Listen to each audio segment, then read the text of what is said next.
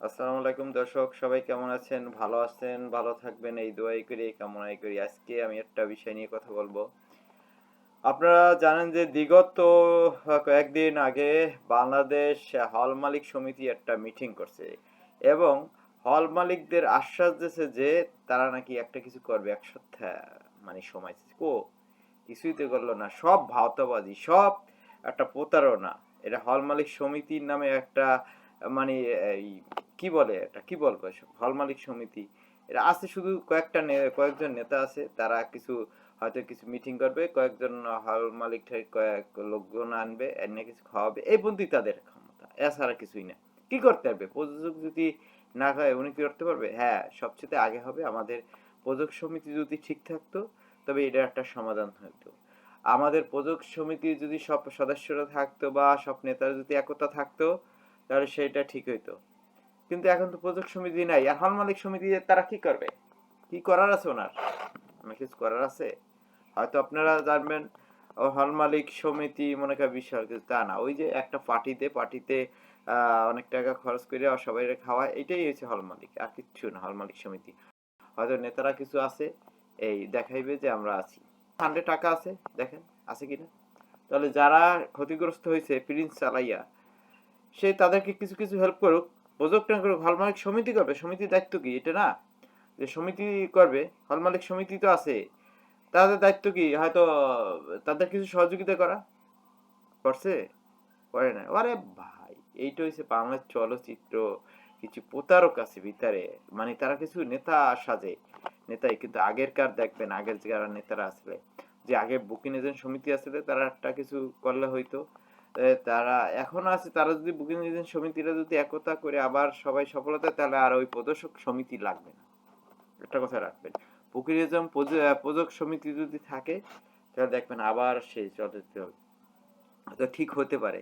হল তো আর আসবে না, যেখানে 1250-1300 হল, এখন আছে 1 থেকে 150 বা 200 হাইস্ট গিলি ছবি। তবে সিনে কমপ্লেক্স গুলা তো সাধারণ মানে দর্শক যায় না, ওখানে হাই সোসাইটির দর্শক যায়। আর যারা নর্মাল শ্রেণী বা মধ্য ফ্যামিলি সদস্য যারা আছেন, তারা কিন্তু নর্মাল স্ক্রিনেই ছবি দেখে। তারা যেটাই বলেন না বলেন, যেমন রাক্ষসটা কিল করছে, এটা একটা চক্র।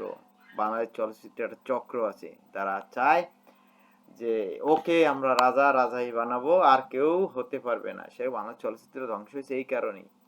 আপনি হয়তো জানবেন না, এই ওই দিনকার যেদিনকার বাংলাদেশ হল মালিক সমিতির মিটিং হয়েছে, এক প্রযোজক বলছে যে উনি উন্দার।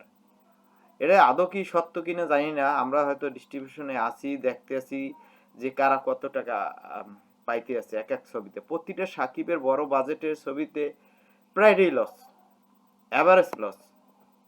আপনি কোন এই অবস্থা হয়েছে, তা আপনারা কি বলবেন? যাই হোক, আমারও কিছু বলার নাই, যেখানে আমরা অতটা না, মানে সেই কোয়ালিটি লোক না যে আমাদের কথা কেউ শুনবে বা কেন কথা বলবে। এটা আমি দর্শকের উদ্দেশ্যেই চাচ্ছি যে, যেমন আমরা আটটা অনেক আগের কথা, তখন আমি ফিল্ম ইন্ডাস্ট্রিতে আছি, যেমন শাকিল খানের লাইফ ধ্বংস করছে এক চক্র। তখন আপনারা হয়তো জানেন না, শাকিল খান পপি কিন্তু গোপনে বিয়ে করছে। শাকিল খান যখন বিয়ে করছে, তখন তার নায়িকা পপি ফ্যামিলি থেকে বিভিন্ন মানে চাপ সৃষ্টি, তাদের বিয়ে হয় না, এবং কোর্টে কেসাকিসি, শাকিল খান রে গাড়ি চোর বানানো। ওটা তখনকার কিছু কিছু হিরো আসলে জড়িত, যে শাকিল খান রে কিভাবে ফালাইবে। ঠিকই, শাকিল খান রে ফালাই দিয়েছে। তারপরে কিন্তু শাকিল খান এর এই এই কেলেঙ্কারির আগে কিন্তু এক একটা ছবি হিট দিয়ে গেছে, এক একটা। কিন্তু এই কেলেঙ্কারির পরে কিন্তু আর শাকিল খানের ছবি তেমন একটা হিট যায় না, বা তেমন একটা আর শাকিল খানও এরকম ফিল্ম আর করে নাই।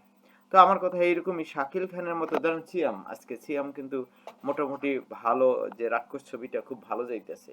বিশ্বাস করবেন না, এই সপ্তাহে হয়তো আমার কথা না হইলে আপনারা হল মালিক যারা, তাদের কাছ থেকে জানেন যে রাক্ষস ছবিটা কি ব্যবসা করতেছে। খুবই ভালো, ঈদের আমেজ মনে হয় এখন। তাই বলছি যে এই ছবিটা কেন নর্মাল স্ক্রিনে দেয় নাই তখনকার।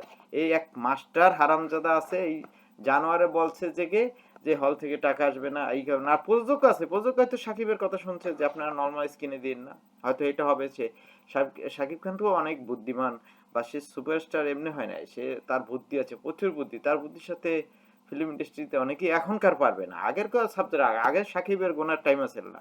আগে সাকিব যা কইতো সেটাই করতে বাধ্য থাকতো সাকিব, এটা স্বাভাবিক। সে তখনকার ততটা সুপারস্টার না, মোটামুটি অ্যাভারেজ। তবে শাকিল খান যেরকম ধ্বংস করছে, এই সিএম এর চাচ্ছে কিন্তু এরকম ধ্বংস করতে। সিএম উঠুক সেটা চাচ্ছে না, কারণ এই ছবির পরে যদি সিএম 8টা ছবি সুপারহিট দেয় না, তাহলে কিছুটা হলো সে সুপারস্টারের কাতারে যাবে আমার মনে হচ্ছে। তো দর্শকদের বলবো, আপনারা এবারে সবার ছবি দেখবেন। হয়তো গল্প কারো বেশি ভালো থাকে, কারো কম থাকে। এক সুন্দর চেহারা দেখেই বা একজন দেখবেন তা না, সবারতেই দেখবেন সব ডাইরেক্টর। তবে আবারও একটা কথা আছে এখানে। কথাটা কি, যখন শাকিল খান বা ধ্বংস হয়েছে, তা সিএমকেও আপনাকে এরকম হারাইয়ে ফেলবেন না। যে সিএম এর ছবিগুলো ভালো যায়, সিএম এর শিক্ষিত ছেলে ভালো। তো আমরা চাই সিএম রে দিয়ে আরো সুন্দর সুন্দর ছবি করুক। যারা আছে বর্তমান ডাইরেক্টর, তারা যেন সিএম রে নিয়ে নিজেরা নিজেদের ভিতর যেহেতু গিরিঙ্গি না তৈরি করে, ওকে ভালো গল্প দিয়ে, ভালো গান দিয়ে ভালো ছবি করুক, ভালো যাবে। তো এইটাই তো আমরা চাচ্ছি, যে এই শাকিল খানের মতো বা আরো অনেক হিরো আছে, তাদের মতো আমরা ধ্বংস করতে চাই না ফিল্ম ইন্ডাস্ট্রিতে। আজকে দেখেন এক তরফা এক হিরো, আর কোনো হিরো আছে নাই। তাদের ভুল আছে, ওইসব হিরোদের ভুল আছে। আর এখন যে হিরো আছে তাদেরকেও ভুল আছে, এবং ডাইরেক্টর, আগের ডাইরেক্টর নাই, আগের সেই প্রযোজক নাই। আগে প্রযোজক ছিল, অনেক প্রযোজক ছিল, প্রযোজক ছিল প্রায় 300-র মতো। হ্যাঁ, আমাদের কাকরাইল বুয়ে ম্যানশন পুরাটাই ছিল বাংলা চলচ্চিত্র অফিস, এবং ইস্টার্ন কমার্শিয়ালে ছিল পুরা, মানে চলচ্চিত্র অফিস। তারপর ওই সাইডে ছিল আপনার ফরিদপুর ম্যানশন, ওটাও পুরা চলচ্চিত্র অফিস। তারপর পিএ বিল্ডিং ওই সাইডে ছিল, সেটা পুরা আপনার চলচ্চিত্র অফিস। তারপর কাজুদ্দিন ম্যানশন ছিল, ওটা পুরা চলচ্চিত্র অফিস। এবং 71 যে হোটেলটা দেখেন, ওই হোটেলটা পুরা চলচ্চিত্র অফিস। তাই বুঝেন কতগুলো অফিস আরো আছে। যমুনা বিল্ডিং যাকে বলে এখন জাতীয় পার্টি অফিস, সেটা পুরা চলচ্চিত্র অফিস ছিল। দেখেন কতগুলো অফিস, আবার কত সিনেমা। বিশ্বাস করবেন না, বৃহস্পতিবার আইলে হয়তো নর্মাল যেটা ঈদ লাগতো না নর্মালে, ও আমরা প্রিন্ট, তখন তো 35 ছিল, প্রিন্ট নেওয়ার জন্য হল মালিকরা বুধবার সিরিয়াল করে যেত। আরে আপনার কাকরাইল তখন পুরো গরম থাকতো। তো সেইটা হয়তো আর আমাদের সৌভাগ্য হবে না। এরকম বাংলা চলচ্চিত্র যদি এরকম গিরিঙ্গি করে বা এরকম একটা পরে ধ্বংসের প্রান্তে যায়, তাহলে হয়তো অনেক হল বন্ধ হয়ে যাবে, আর অনেক হলে আর রিলিজ করা হবে না। তো আপনাদের উদ্দেশ্যে আমার কথা এইটাই, যে সবাই যদি আমরা একতা থাকি, তাহলে আরো আগাই নেওয়া যাবে। চলচ্চিত্র হয়তো এখন একটা পর্যায়ে আছে, কিন্তু এরপরে যদি একটা কিছু হয়, তাহলে অনেক হল এবারে নিশ্চিত বন্ধ হয়ে যাবে। তবে এইসব মাস্টার বা কিছু কিছু গিরিঙ্গি যে আছে প্রযোজকদের ভিতরে, এখন যারা প্রযোজক আছে তাদের ভিতরেও কিছু গিরিঙ্গি আছে। যে এখন তো মহিলারা অবশ্যই সাকিব রে দেখলে পাগল। আর মনে করেন যদি হয় মহিলা প্রযোজক, তো এর তো আর কোনো কথাই নেই। তো সাকিব ছাড়া তারা আর কোথাও যাবে? এখন তো সাকিবই। কি কারণে হয়তো রাক্ষসটা করছে ওই প্রযোজক, হয়তো শিডিউল পায় না, সাকিব শিডিউল দেয় নাই, এজন্য ওই ডাইরেক্টর এবং ওই মানে এই প্রডিউসার এই সিএম নিয়ে তৈরি করছে ছবিটা। গল্প ভালো, গান ভালো। আর একটা কথা জানবেন কি, ছবি শুধু এক হিরোর জন্যই চলে না, এবং ডাইরেক্টর, গান, গল্প, লোকেশন, এভারেজ সব মিলেই কিন্তু একটা হিরোকে তৈরি করে এক ডাইরেক্টর। তবে মেইন অবদানটা হচ্ছে ডাইরেক্টর, এটা বুঝতে হবে। শাকিব খান মনে করে যে আমি স্টার, না, তাহলে তো এবার চলে না। কা প্রিন্স ফলপ গেল কা? সেদিনকারও একটা ইন্টারভিউতে দেখলাম যে প্রিন্সের প্রডিউসার বলতেছে যে আমি আজ পর্যন্ত একটা টাকাও গড়ে নিইনি। সে তার নাকি প্রায় 18 কোটি বা 20 কোটি টাকা খরচ করছে। তো ওনাদেরও জানা উচিত বাংলাদেশ সেই মার্কেট নাই। 18 কোটি 20 কোটি, বাংলাদেশে আছে মাত্র 1.5 কোটি টাকা দিয়ে যদি ছবি করেন, তাই আপনি সফলতা পাবেন, তাহলে কিছুটা লাভবান থাকবেন। 1.5 থেকে 2 কোটি, সেটাও সাকিব যদি করেন বা অন্যান্য আর্টিস্ট দিয়ে করলে আপনার যাইতে হবে 1 কোটি টাকায়। এর বেশি গেলে তাহলে লস। এইটা ভাববেন। সবাই ভালো থাকবেন। আজ এই পর্যন্তই। তবে আমি বলবো, হল মালিক সমিতি কি করলো সেটা আপনারা একটু আমারও জানায়েন, যে হল মালিক সমিতি এত বড় সমিতি হয়েছে, তারা কি করছে। তাদের কাছে একটাই, তাদের এক সেক্রেটারি দেখবেন কথায় মনে করে অনেক কিছু করে ফেলায়।